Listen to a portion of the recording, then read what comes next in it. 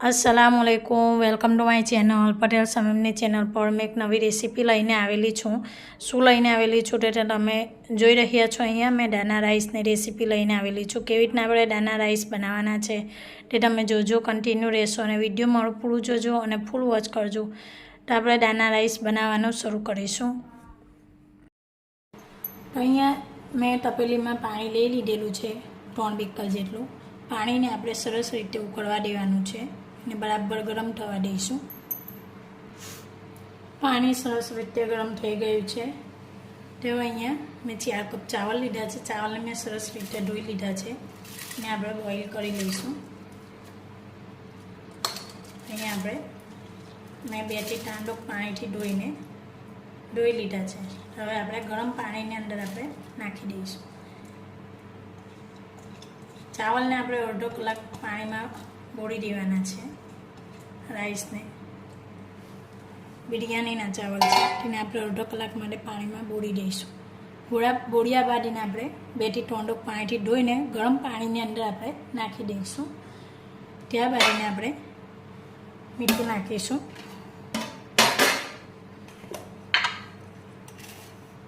અહીંયા નમક નાખીશું 2 ચમચી।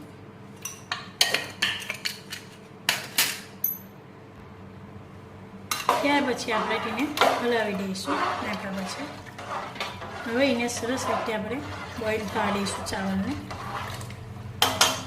બફાવા દઈશું, ઢાંકી દઈશું એને ને અડધો કલાક માટે એને બફાવા દઈશું।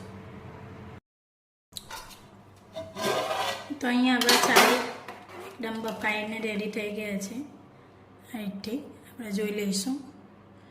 જોઈ રહ્યા છો આપણા ચાવલ એકદમ બફાઈ ગયા છે સરસ રીતે। હવે આપણે એને નીકાળી લઈશું। ચાવલ અને પાણી અલગ કરી લઈશું। હવે અહીંયા આપણે ચિકન લઈશું।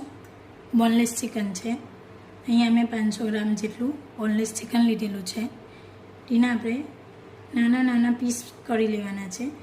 નાની સાઈડ પર એકદમ નાના સાઈડના આપણે આ રીતે આપણે પીસ કરી લઈશું। દાના જેવા દાના આપણે તળીએ છીએ એ રીતના આપણે આ રીતે આપણે કરી લેવાના છે। અહીંયા મેં 500 ગ્રામ જેટલું લીધેલું છે તેને આ રીતે મેં પીસીસ કરી લીધા છે। તો હવે આપણે એને મસાલાવાળા કરીશું। તો અહીંયા મેં અડધી ચમચી આદું લસણ નાખીશ પીસેલું થોડું અમથું।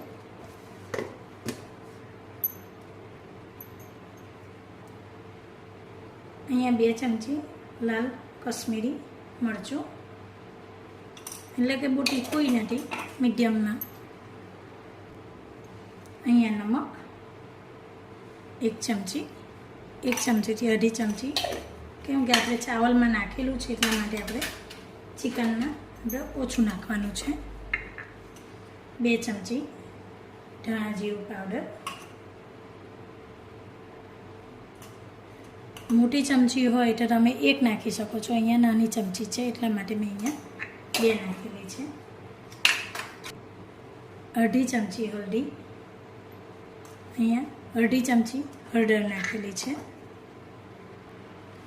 તો અહીંયા તૈયાર મસાલો આવે છે ચિકન દાનાનો, તે આપણે નાખીશું 1 થી 1.5 ચમચી। અહીંયા આપણે નાખીશું તંદૂરી કલર,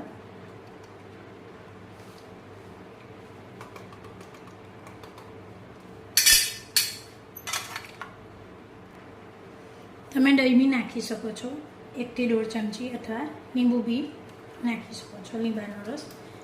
ત્યાર પછી આપણે તેને મિક્સ કરી દઈશું, આ રીતે હલાવી દઈશું।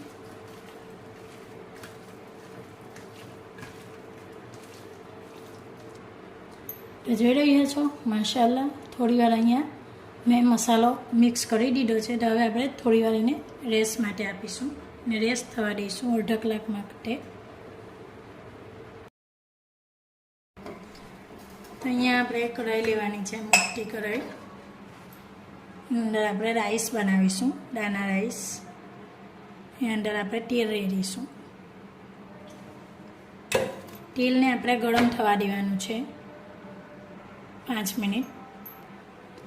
અહીંયા તેલ આપણું ગરમ થઈ ગયું છે. તો હવે આપણે ચિકન છે તેને આપણે અંદર નાખી દઈશું. અને આપણે શેકાવા દઈશું.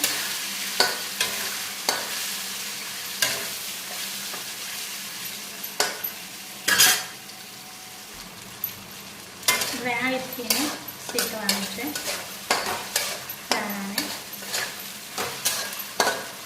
જો તમને મોટા લાગે તો હજુ તમે નાના નાના પીસ કરી શકો છો.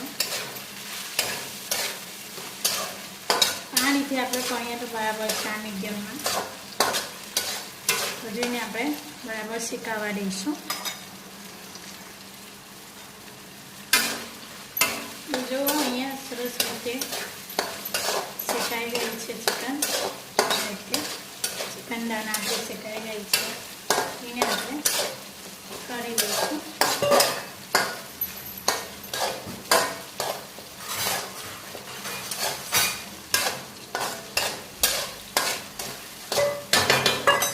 અને કરી લેવાની છે આ રીતે.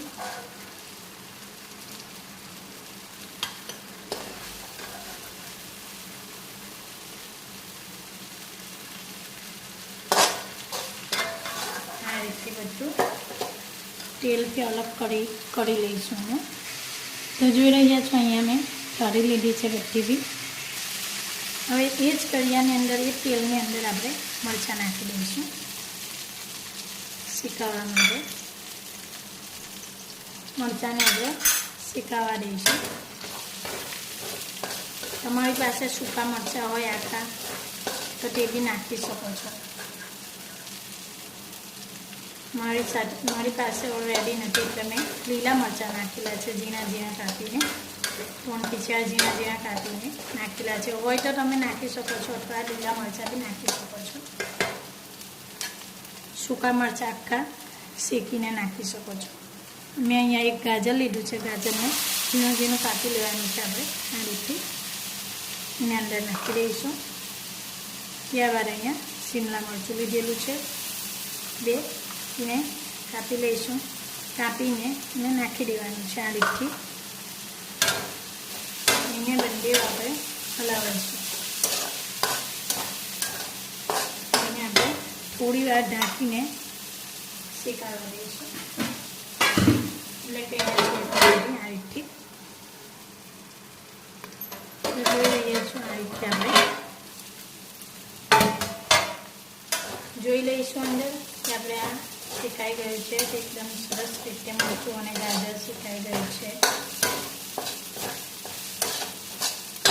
તો હવે આપણે નાખીશું અંદર ચાવલ. બોઇલ કરેલા ચાવલ છે એને આપણે નાખી દઈશું. એને આપણે ધીરે ધીરે હલાવીશું. થોડો ગેસને ધીરો કરી દઈશું.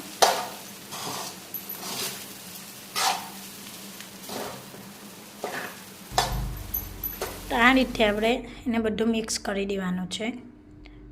તો અહીંયા મેં મિક્સ કરી દીધું છે આ રીતે બધું. તો હવે આપણે અંદર જે ચિકન દાણા શેકેલા હતા તેને આપણે અંદર ચાવલની અંદર રાઈસની અંદર આપણે નાખી દેવાના છે ચિકનને. ત્યારબાદ એને આપણે હલાવી દઈશું.